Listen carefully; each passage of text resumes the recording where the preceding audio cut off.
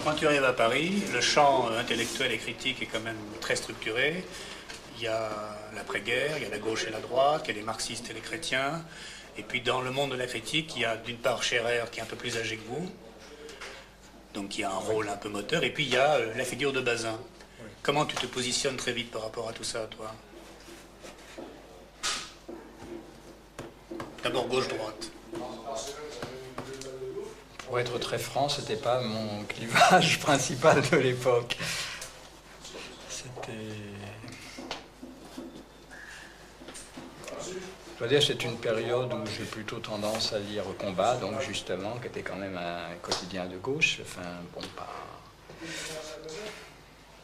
Je ne pourrais pas dire très bien, c'était un petit peu en plus faible libération de l'époque, quand même. C'était une gauche non inféodée, enfin, bon, correspondant, je crois, à aucun parti.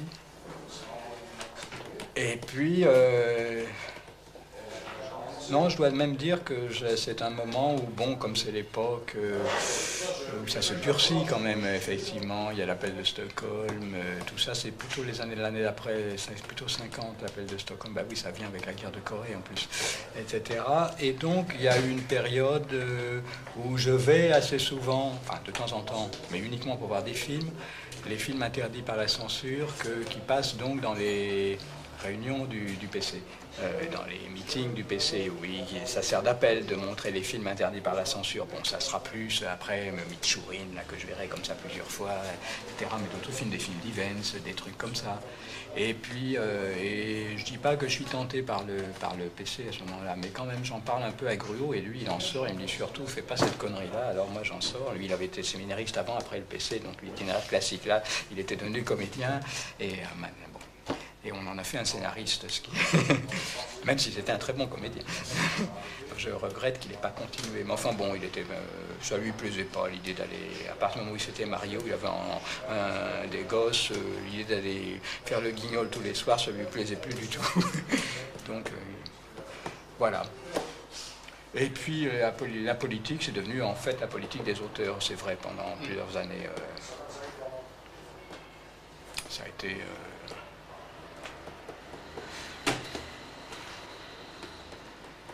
Alors il y avait ces querelles avec Positif, etc., sur Positif qui se voulait la revue de gauche, et donc les cahiers qui étaient positionnés revue de droite. Encore une fois, je crois que ni Cast, ni Bazin, ni Doniol n'avaient de complexe à avoir par rapport aux foudres de guerre de Positif. Mais bon, avec François, ça nous faisait plutôt rigoler tout ça. C'était quoi Bazin pour vous?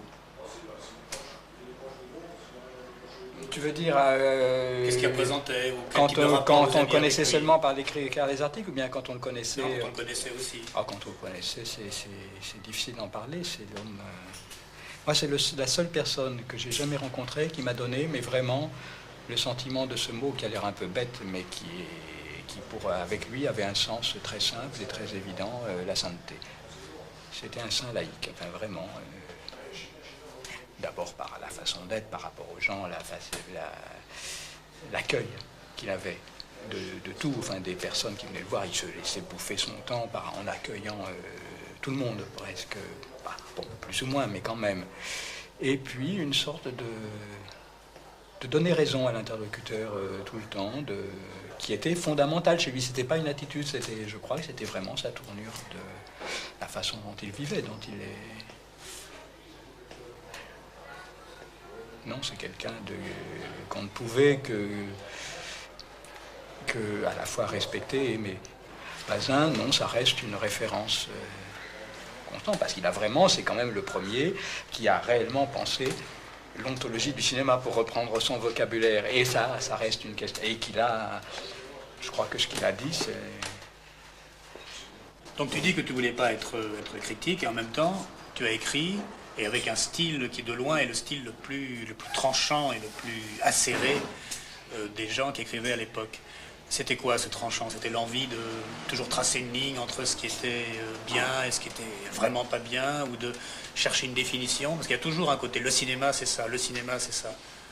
C'était chercher une définition, oui, et puis le côté tranchant, je crois que ça correspondait assez à mon caractère de l'époque, puisque j'avais cette réputation, vraie ou fausse, d'être, comment dire...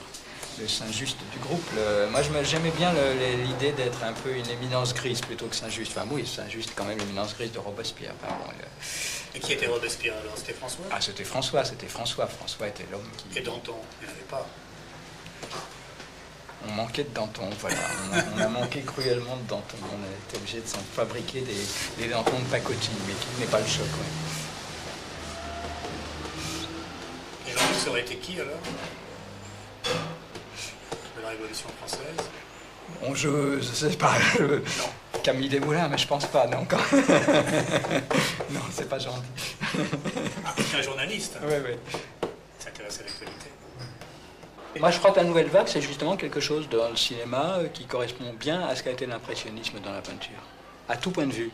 D'abord parce que c'est la volonté de sortir dehors, c'est Renoir. D'ailleurs, le premier qui l'a dit, qui a fait ce rapprochement comme ça, Renoir et d'autres, brusquement, de tout simplifier, de profiter de ce qu'il y a un stade de la technique qui permet, comme Renoir l'a dit, bon, il citait son père, c'est parce qu'il y a brusquement la peinture dans les tubes, etc. Donc on peut aller dehors, peindre vraiment devant sur le motif dehors. Bon, ben nous, pareil, on a bénéficié des premières... elles n'étaient pas encore vraiment au point en 58-59, mais ça venait, quoi. Bon, en fait, ça a été vraiment au point 3-4 ans après. Les pellicules rapides, c'est venu seulement vers 61-62, on ne les avait pas encore pour Paris nous appartient. Le son léger, c'est venu seulement également le Nagra vers 60-61. Donc c'est pourquoi nos premiers films sont des films post-synchronisés, parce qu'à l'époque, le son classique, c'était les camions, c'était l'horreur, on ne pouvait pas voir ça. Mais c'est vrai qu'il y a ce point commun avec... et que, bon, toute proportion gardée, nos films, enfin je dis nos, de façon très prétentieuse, enfin les films Nouvelle Vague, apportent cette fraîcheur, même dans les anecdotes, dans les histoires, qu'apportait l'impressionnisme, cette façon de laver le regard quand même, par rapport au cinéma de studio, par rapport au cinéma... à la fois le point de vue sur les histoires racontées, mais aussi le point de vue visuel, enfin faire une image nettoyée.